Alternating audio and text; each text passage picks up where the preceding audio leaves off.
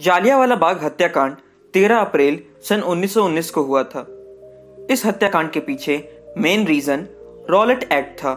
तो चलिए जानते हैं इस हत्याकांड के पीछे की पूरी कहानी। रॉलेट एक्ट 19 मार्च 1919 को लागू किया गया था, जिसे सिडनी रॉलेट ने लाया था। भारत की स्वतंत्रता की क्रांति यानी फ्रीडम रेवोल्यूशन का दमन करने के लिए अंग्रेजों ने ये एक्ट ले आया था। रॉलेट एक्ट को anarchical and revolutionary crime act 1999 के नाम से जाना जाता है। महात्मा गांधी जी ने इस एक्ट को काला कानून का नाम दिया था, क्योंकि इस कानून के अंदर पुलिस को यह अधिकार दिया गया था कि वे डाउट के बेसिस पर ही किसी को भी अरेस्ट करके उसे जेल में डाल सकते थे।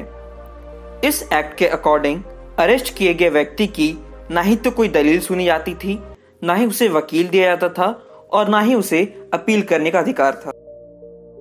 इस एक्ट के विरोध में महात्मा गांधी जी ने रॉलेट सत्याग्रह की शुरुआत कर दी और दूसरे राज्यों के लीडर्स को भी कहा कि वे इस आंदोलन को बढ़ावा दें। महात्मा गांधी जी ने 6 अप्रैल 1919 को इस एक्ट के विरोध में देशव्यापी हड़ताल किया। ठीक इसके 2 दिन बाद 8 अप्रैल 1919 को गांधी जी को अरेस्ट कर लिया गया। इस सत्याग्रह का सबसे बड़ा केंद्र पंजाब था और पंजाब के 2 प्रमुख नेता सत्यपाल और सैफुद्दीन किचलू थे।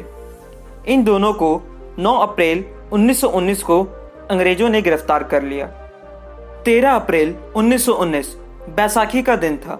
लोग अमृतसर में मौजूद जालियांवाला बाग में पंजाब की नेता की गिरफ्तारी और रॉलेट एक्ट के खिलाफ शांतिपूर्ण विरोध करने के लिए इकट्ठा हुए। इस जालियांवाला बाग में घुसने और निकलने का एक ही दरवाजा था। उस समय पंजाब का lieutenant governor Michael O Dwyer था, जिसने उस समय के अमृतसर के ब्रिगेडियर आर डायर को यह ऑर्डर दिया कि वो जालियांवाला बाग में इकट्ठा हुए सभी लोगों पर गोलियां चलाए। ब्रिगेडियर आर डायर सेना की गोरखा रेजिमेंट को लेकर उस बाग में पहुंच गया।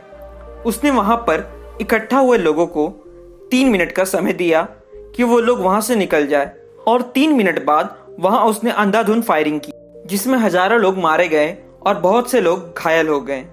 इस घटना ने पूरे भारत को झंझोर कर रख दिया, क्योंकि इसमें हजारों मासूमों की जान चली गई। इस कारण पूरे भारत में भयंकर विद्रोह होने लगा। इस कारण अंग्रेजों ने इस हत्याकांड की जांच के लिए कमेटी बनाई, जिसे हंटर कमीशन का नाम दिया।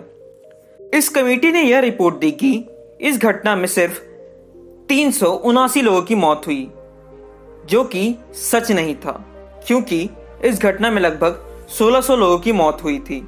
और इस कमेटी ने माइकल ओ डायर को निर्दोष घोषित कर दिया।